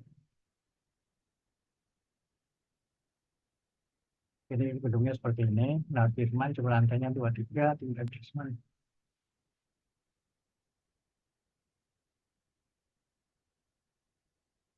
Oke, nah ini bentuk dari pressure reducing valve-nya seperti ini. Ini yang dipasang ini. Ya, dari air supply-nya, ada air bersihnya, kemudian sini ada bypass, ada valve, ada bypass ke sini, sampai katup, katup di sinilah PRV. Ini yang ada rincisnya. Ini ada katup ini gunanya apa? Kalau ada terjadi mengganti PRV ya ini tutup, ini tutup, ini dibuka. Akhirnya alirnya lewat bypass ke sini. Jadi tidak terganggu. Jadi pressure valve yang kita amati waktu dengan Pak Seven, yaitu pressure valve yang terpasang di gedung Wisma Nusantara 1 DPR tahun 2008 itu. Seperti ini dan ini jebol nih. Berarti rusak lah, nggak berfungsi. Karena di salah satu PRV tidak berfungsi, nggak air yang ada di gedung Nusantara itu dari atas bawah langsung ke bawah, bypass langsung nggak ada hambatan sampai ke wastafel paling bawah. Bayangkan berapa lantainya berapa itu Pak. Tekanannya cukup tinggi sampai wastafel paling bawah, itu alit paling bawah, itu wastafelnya ambrol, runtuh, full, keluar airnya itu semua. Terus diminta kenapa penyebabnya gitu ya. Mereka kan nggak tahu soal teknis ya, jadi dipanggil pakai. Itu bahayanya seperti itu. Jadi kalau itu satu nggak berfungsi, PRV-nya ya sudah. Kasihan yang paling bawah, ya hancur semua itu wastafel atau toilet apa WC dan sebagainya itu bisa jebol semua. Pak, izin bertanya, Pak. Ya, Pak, mau nanya kalau untuk pas PRV itu di maintenance misalkan, itu berarti ruangan-ruangan bawahnya nggak boleh pakai fixture plumbingnya dulu atau gimana, Pak? Soalnya kan kalau misalnya PRV di maintenance kan dia lewat cabang tuh, pas lewat cabang dia nggak ada penurunan tekanan. Nah itu gimana, Pak? ya, ya, ya. Kata. Eh, volumenya saya gedein dulu karena masih agak kecil. Oke, memang apa namanya perlunya maintenance kan di situ ya untuk mengecek masih berfungsi nggak PRV-nya. Nah, maintenance kan tidak harus siang hari ya, bisa malam hari atau sebagainya sehingga tidak mengganggu distribusi air walaupun mengganggu juga dia bisa kan bisa dilepas juga, dia bisa dilepas di PRV-nya kemudian dites di bawah ya. Tapi air untuk kebutuhan penghuni masih bisa yang lewat bypass tadi gitu loh, ya kan? Oh iya, Pak. Ya Tapi kan? kalau lewat bypassnya tekanan jadi tetap gede, Pak ya? Maksud saya kan kalau lewat PRV kan tekanan jadi turun. Ya, tetap besar, tapi dengan catatan dilakukannya pada waktu timing yang tepat gitu, jangan pada saat nggak ada orang gitulah.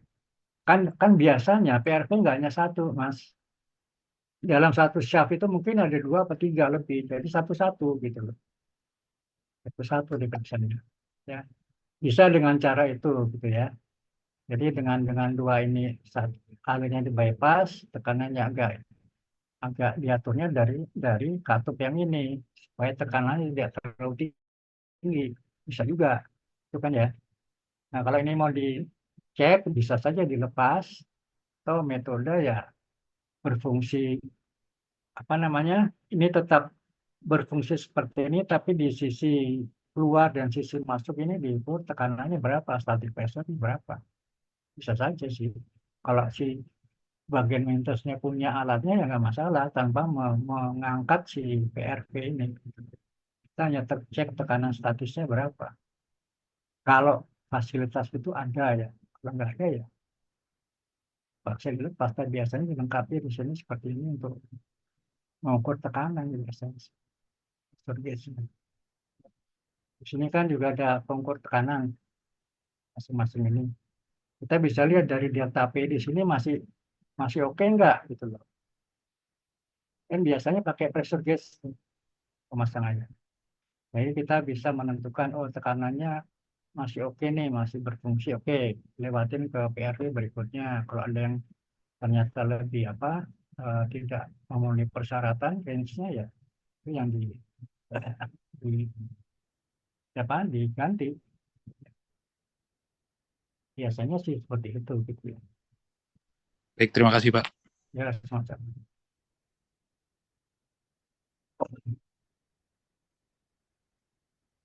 Untuk pipa pembuangan dan fan, mayoritas biasanya mengalir oleh gravitasi dan sebagian pipa ruangan yang dipaksa dipompa ke saluran ruangan di atas. Ada istilah sampit ya, semacam bak kontrol lah gitu ya, bagian bawah, lantai paling bawah, kemudian pada toilet basement dan seterusnya. Kemudian fungsi perangkap adalah mencegah bau dan gas dari proses pembusukan di dalam pipa air buangan. Jadi prinsipnya sekat air harus dijaga bersih dengan fan. Ini trap ini ya, perangkap trap. Kalau fan fungsinya mencegah sekat air tertiup oleh aliran dalam pipa yang berada di sebelah atas atau terhisap oleh aliran dalam pipa yang berada di sebelah bawah. Ya, katup napas juga lah kira-kira seperti itu. Ya, kira-kira kalau perangkap seperti ini, ya bentuk dasar perangkap seperti ini. Ada perangkap P di sini istilahnya, kemudian perangkap bentuk S. Ini biasanya ada di bagian bawah stapel gitu ya. Supaya baunya nggak keluar ya ini kan ada muka air di sini ya. Sehingga baunya nggak ke atas gitu. Macam-macam ada perangkat seperti ini, ada perangkat pipa U gitu ya. Kemudian ada perangkap misalnya drum.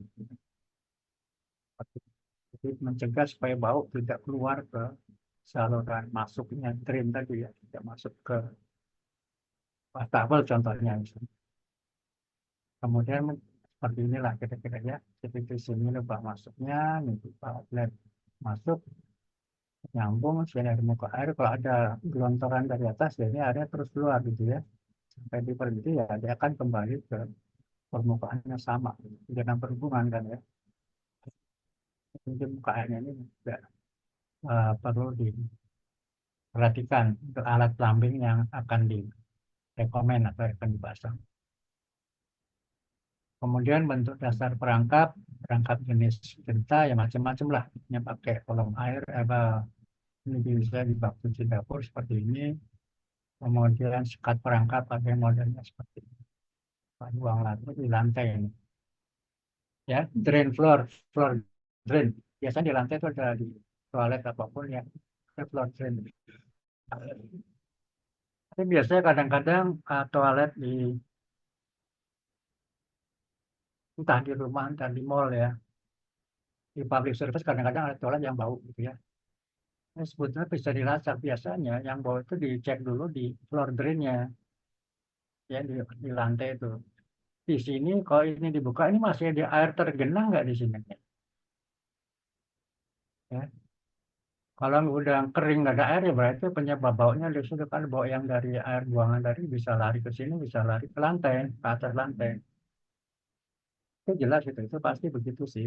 Nah, biasanya pada yang bawa-bawa itu biasanya si kita minta tolong bagian maintenance mengecek yang ini dulu lah. Yang lain-lainnya biasanya nggak ada ya penyebab bau. Kecuali kalau dia pakai toiletnya pakai exhaust fan gitu ya yang terpusat ya itu dicek juga exhaust fan terpusatnya. Exhaust fan terpusat berarti ada di atap gedung ya. Kalau cek yang individual ya exhaust fan kemudian dibuang keluar gitu. Itu dicek juga berfungsi apa enggak gitu. Ya. Perangkat floor drain jenis genta banyak dijual spamnya hanya untuk rumah. Bagian genta atau yang seperti bentuk mangkuk balik di toilet umum sering dibuang akibat terangkap banyak kotoran. Nah, itu biasanya gitu. Kan semacam genta semacam apa ya separuh lingkaran gitu ya masuk itu pinggir-pinggirnya ada air. Nah itu kadang-kadang kalau kalau ada kotoran dia nyumbat di situ. Orang maintenance kadang-kadang males dibuang ada sumbatan gentanya tadi ya. Itu bisa jadi bau gitu. Kemudian di bawah lantai gedung juga ada tentunya dengan misalkan buangannya, kemudian dipasang perangkap gedungnya, ini lubang pembersih atau clean out ya. Biasanya ada alat di lantai itu juga ada dua, satu untuk floor drain yang kelihatan seperti ada saringannya, satu lagi yang lubang pembersih atau maaf ada apa namanya lubang pembersih ya lubang bersih perangkap gedung. Nah di sini kadang-kadang lubang pembersihnya juga di gitu ya. Clean out lah namanya clean out CO. Clean out itu biasanya bentuknya tertutup tapi bisa dibuka. Nah itu bisa disodok-sodok gitu untuk ngeluarin si kotoran. Clean outnya seperti ini bentuknya ya, jadi bisa dibuka. Ini badan keras seperti ini. Ini lampunya di situ. Oke, ada juga yang ini clean outnya di bawah sini bisa juga. Ini dibuka, kotorannya keluar dari bagian bawah. Ya. Nah, jarak ini disebut dengan tinggi sekat perangkat perangkat ini berapa. Ini saya contoh saja, nggak harus seperti ini ya. Ini kalau mau murah ya seperti ini, dirakit aja dari beberapa fitting ya. Fitting-fittingnya dirakit jadi satu, dapat deh. Tambahin lubang sini, kasih ulir, dapat. Kemudian ini ada fan ya, ya beberapa contoh R atau vacuum valve, dari valve, combination valve. Jadi fungsinya antara yang pertama di sini juga untuk mengeluarkan udara yang ada di dalam sistem pemipaan. Ya. Umumnya ini eh, mungkin kalau pernah lihat pipa PDAM warna biru yang melintas sungai, ya, yang nyeberang sungai di tengah-tengah itu ada bentuk semacam katup gede. Itu tidak lain untuk air vakum valve, air release valve seperti ini. Ya, supaya kalau misalnya kenapa? Misalnya ada air bersih yang akan disalurkan ke kompleks perumahan tertentu lah. Itu ternyata masih ada udaranya. Udaranya itu akan keluar di sini, di valve itu. Jadi akhirnya fungsi setelah air release valve tadi dia betul-betul sudah fully atau airnya udah penuh di dalam pipa nggak ada air lagi. Kalau ada maaf nggak ada udara lagi. Kalau udara lagi ya bisa menimbulkan masalah di bagian ujung gitu ya, pada bagian hilir dari pipa tadi. Itu yang paling contoh sederhana seperti itu. Ya, implementasi air release valve ini juga banyak ya untuk di pipa-pipa. Selain pipa air bersih plumbing, untuk pipa air dingin atau chilled water dalam sistem tata udara juga itu. Jadi di bagian paling atas yang pokoknya bagian yang paling tinggi dalam sistem itu dipasangi automatic valve atau release valve. Nah, kira-kira itulah referensi yang saya sebut. SNI 2000, 2005, 2015, divisi 2012, perancangan pemulihan sistem plumbing, materi pelatihan plumbing, Nah, gitu. Saya kira itu udah untuk hari ini. Kalau ada pertanyaan lagi silakan. Pak, izin nanya Pak. Ya, Pak, terkadang kalau semisal saya di lapangan Pak, misalnya lagi ngecek kamar mandi hotel gitu. Kadang ada kasus di mana kamar mandi itu nggak bau, tapi pas dinyalain showernya mungkin selama 2 menit, terus kayak ada bau mungkin dari trap di bawah showernya itu Pak. Tapi pas nggak dinyalain showernya sih nggak kecium bau, itu kenapa ya? Kendalanya apa itu Pak? Kalau gitu Pak? waduh, baunya bukan airnya yang bau, enggak ya? Oh, bukan Pak. Jadi Bukan. biasanya di 2 menit awal Pak. Jadi pas shower mulai dinyalain, nah terus muncul bau, kayak firasat saya sih dari ininya Ada Pak. fluorinnya kali ya. Ya dari Fordren, tapi cuma di awal-awal aja Pak. Tapi kalau Oh, air gitu. nyalain nggak ada bau sama sekali. Ya, kemungkinan ya kalau menurut dugaan saya nggak tahu persis ya, nggak ngecek di lapangan. Kemungkinan floor drainnya pertama tuh kosong, nggak ada airnya tuh. Kan harusnya floor drain itu yang tadi genta tadi itu kayak separuh mangkuk gitu, pinggir-pinggirnya tuh harus ada air sebetulnya supaya itu nggak keluar. Begitu dinyalain shower, ya udah bau dulu keluar. Begitu showernya udah pakai mandi apa gitu, ada yang ngumpul lagi di situ tuh. Kayaknya sepertinya dugaan saya sih gitu. Kadang karena udah dipakai, airnya udah mulai masuk ke situ, udah ngumpul lagi di sekitar genta tadi itu, mangkuk tadi. Itu menghambat bau. Kira- Kalau menurut dugaan saya sih begitu tuh. Nggak tahu. Oh, Nah, coba aja cek. Nggak tahu persis. Pak, tapi kalau semisal airnya nggak dinyalain Pak, showernya nggak dinyalain, nah itu baunya nggak ada sama sekali gitu. Terbalik jadi dong ya. Air nggak ada bau. Iya Pak, jadi kalau showernya nggak dinyalain, nggak ada air yang ngalir ke drainnya, itu baunya nggak ada sama sekali Pak. Oke, setelah 2 menit pakai bau. Iya Pak, habis itu hilang, entah beneran hilang atau hidungnya udah menyesuaikan. Wah, mau. Tapi kemungkinan lain kayaknya, tapi ya dicek. Nggak juga ya. Eh, dia pakai exhaust fan nggak ya? Oh iya Berarti Pak, nggak ada pengaruhnya, nggak ada. pas saya cek di lapangan sih exhaust fan-nya nggak masalah sih Pak. Nggak masalah. Iya Pak. Nggak tahu, saya coba aja. Kalau saya sih dugaannya di yang penting kalau gitu tuh biasanya satu kan yang di bawah lantai pasti ada floor drain, satu lagi ada clean out.